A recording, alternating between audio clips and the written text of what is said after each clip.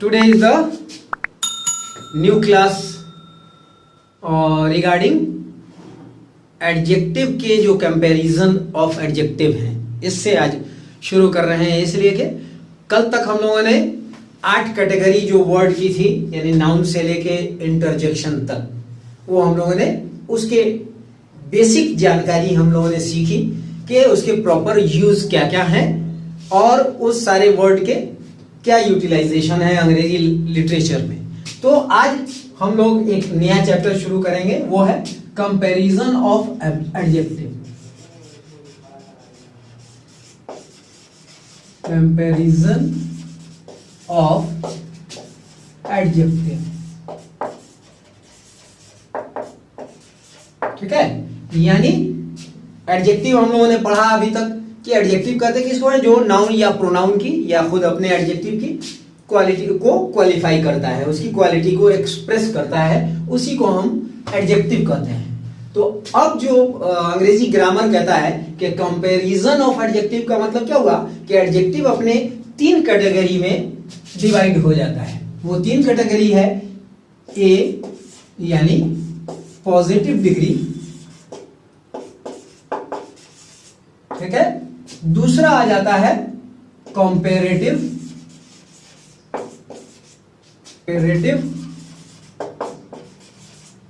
और तीसरा आ जाता है सुपरलेटिव।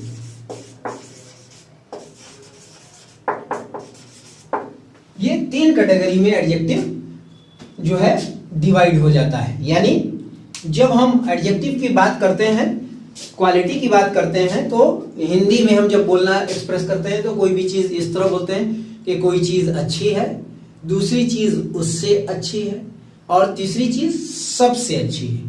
तो जब सबसे अच्छी इस तरह हम वर्ड बोलते हैं तो उसका मतलब है कि वो हम एडजेक्टिव की सुपरलेटिव डिग्री को एक्सप्रेस करना चाहते हैं, ठीक है। तो अब हम लोग सीखेंगे कि ये किस तरह और कैसे चेंज होता है। तो सबसे पहली बात ये है कि कुछ एडजेक्टिव ऐसे हैं जिसके 3 के तीनों रूप बने हुए हैं, उनको हमको बनाने की जरूरत नहीं है। जैसे फॉर एग्जांपल गुड, बेटर और बेस्ट, ठीक है। यानी ये जो एडजेक्टिव है ये ऑलरेडी बना हुआ है, हमको इसमें कुछ अपनी तरफ से जोड़ने की जरूरत नहीं है। तो गुड, बेटर, बेस्ट, यानी ये एडजेक्टिव की पॉजिटिव डिग्री हुई, बेटर उससे अच्छा और बेस्ट सबसे अच्छा, ठीक। अब यहां पर एक बात और पहले भी मैं रिपीट कर चुका हूं कि सुपरलेटिव डिग्री कभी भी बगैर द के लिखी नहीं जा सकती है।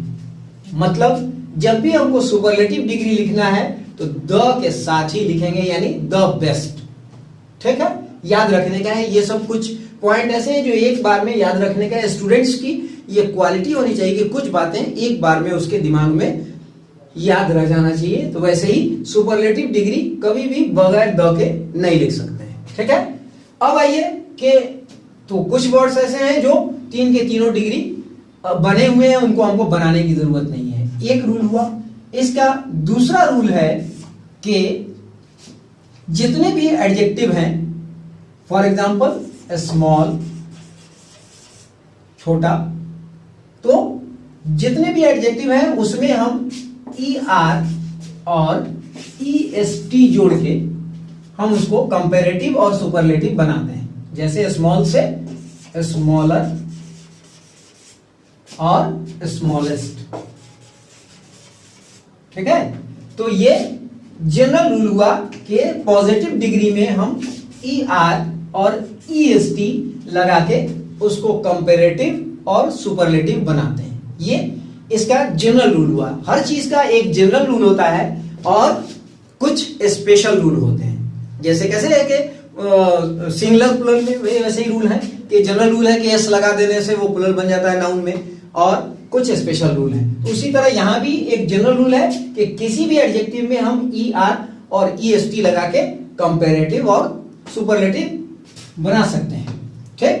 ये एक जनरल रूल हुआ। अब आता है इसका तीसरा रूल के कुछ वर्ड ऐसे होते हैं जो एक या दो सिलेबल के होते हैं। सिलेबल क्या होता है? सिलेबल का सेंस अगर इस तरह समझें कि अगर आसान कहें कि खंड कह सकते हैं या प्रोनाउंसिएशन कह सकते हैं, उच्चारण जो हमारा है वो उच्चारण के हिसाब से, तो यहां स्मॉल ये सिर्फ दो सिलेबल के एग्जाम्पल हैं, लेकिन कुछ वर्ड ऐसे होते हैं जो एक दो से ज्यादा सिलेबल के होते हैं। जैसे फॉर एग्जाम्पल BEAUTIFUL, ब्यूटीफुल। ये ब्यूटीफुल इसका उच्चारण जब करते हैं ब्यूटीफुल, तो ये प्रोनाउंसिएशन जो होता है इसका, इसमें एक दो से ज्यादा सिलेबल हैं। तो जो वर्ड दो से ज्यादा सिलेबल के होंगे, जितने भी वर्ड होंगे, एक एग्जांपल ये है, तो उसके लिए ये रूल इस पर लागू नहीं होता है। तो उसके लिए रूल क्या है कि इस तरह के जितने भी वर्ड होंगे उसमें हम इसके पहले मोर और मोस्ट वर्ड जोड़ देते हैं, तो ये कंपैरेटिव और सुपरलेटिव बनता है। यानी ब्यूटीफुल, मोर ब्यूटीफुल और मोस्ट ब्यूटीफुल। ठीक, यानी सुंदर, उससे सुंदर और सबसे सुंदर, यानी सुपरलेटिव डिग्री आ। ये यानी इसका तीसरा रूल हुआ। ठीक है, अब यहां पर इसका चौथा रूल क्या है? इसका चौथा रूल भी है कि कुछ वर्ड ऐसे होते हैं जैसे जिसमें लास्ट लेटर जो होगा वो वाई होगा। ठीक, तो ऐसे जितने भी वर्ड होंगे जिसके लास्ट लेटर में वाई होगा, उसके लिए ये रूल है कि हम वाई को हटा के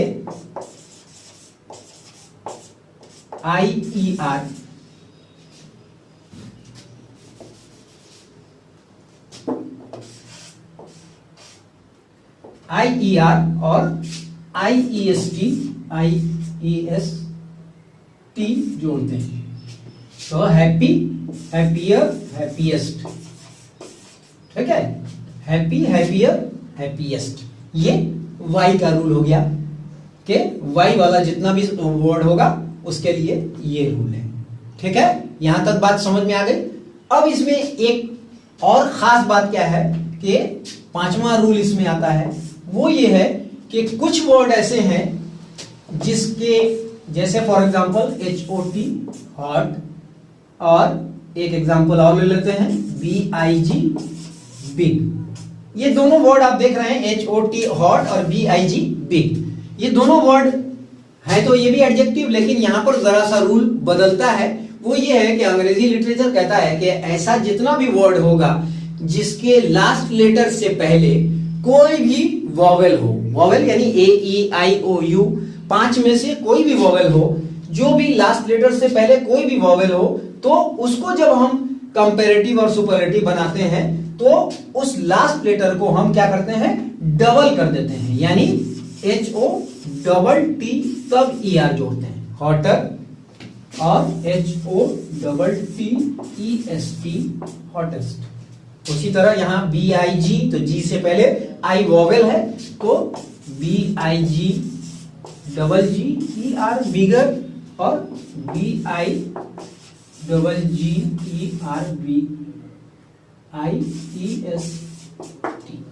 बिगेस्ट।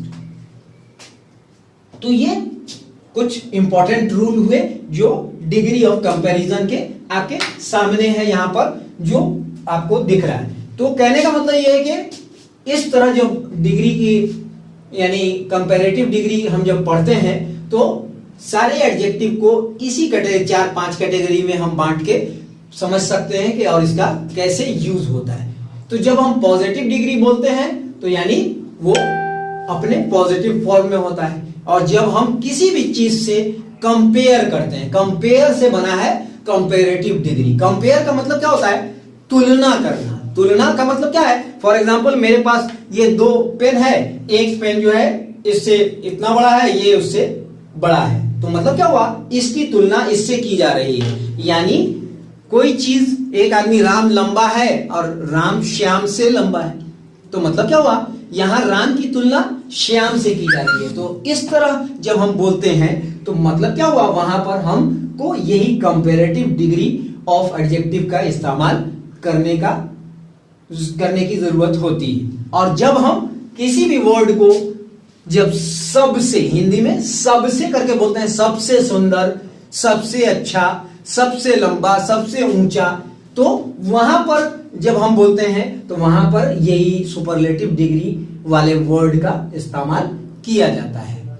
इसलिए कि अब यहां पर एक वर्ड और मैं आज आपको सिखा देना चाहता हूं कि एक कॉमन सा वर्ड है जिसको आप यहां देख ले, यही देखें, एक वर्ड है THEN, देन का मतलब होता है तब, और THAN, देन का मतलब होता है जब हम किसी से कंपेयर करते हैं, ठीक, से के लिए यहां पर, तो यही देन वर्ड जो है, यही वर्ड कंपैरेटिव डिग्री में इस्तेमाल होता है। कंफ्यूज नहीं होना चाहिए कि देन और देन दो अलग अलग डिफरेंट वर्ड हैं। कभी कभी लोग इससे कंफ्यूजन पैदा करते हैं, तो कंफ्यूजन नहीं होना चाहिए। देन का मतलब होता है तब, और देन का इस्तेमाल से के लिए इस कंपैरेटिव डिग्री में इस्तेमाल किया जाता है। फॉर एग्जाम्पल, एक एग्जाम्पल मैं यहां लिखता हूं, ये देखिए, जैसे राम इज टॉल, टॉल ये पॉजिटिव डिग्री हुआ, इसमें ER लगाएंगे तो ये अब हो जाएगा कंपैरेटिव, तुलना कर रहे हैं, राम इज टॉलर, किससे लंबा है, देन से, taller than Shyam, SHYAM, Shyam.